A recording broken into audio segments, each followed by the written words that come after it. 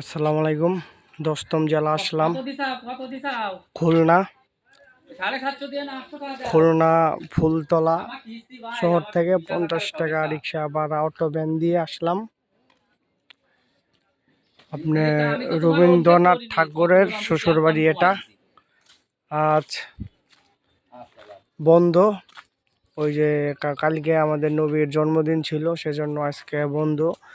আজকে শুক্রবার, আজকে শনিবার, এখন ভিতরে ঢোকা যাবে না। আর রবিবারের দিন বন্ধ থাকে। আর টিকিট বিলে 50 টাকা করে।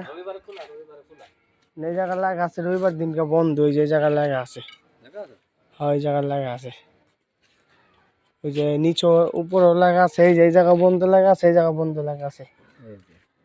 আমি আমি কুষ্টিয়া গেছিলাম, রবীন্দ্রনাথ ঠাকুরের বাড়িতে গেছিলাম, ওই জায়গায় গেছিলাম, কিন্তু শ্বশুর বাড়ি আসলাম, কিন্তু ওই দেখেন তালামারা, তালামারা তালামারা ভিতরে ঢুকুন যাইব না। ভাগ্য খারাপ, কিছু করার নাই।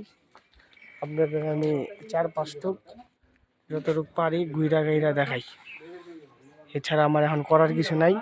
আর আপনার পাশটা অনেক বড়, ঠিক আছে, ওইদিকে মানুষ ওই যে বসতে পারে, বসার মনে করেন ব্যবস্থা আছে, মানে জায়গাটা অনেক বড়, ঠিক আছে।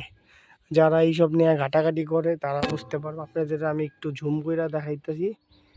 এই দেখেন, এই সাইডে রবীন্দ্রনাথ ঠাকুরের শ্বশুর বাড়ি, কি সুন্দর করে লাগা আছে, দেখছেন। আর এর ভিতরে যদি ঢুকতে পারতাম, ছবি টবি ভিডিও টিডিও ছবি টবি তুলতে পারতাম।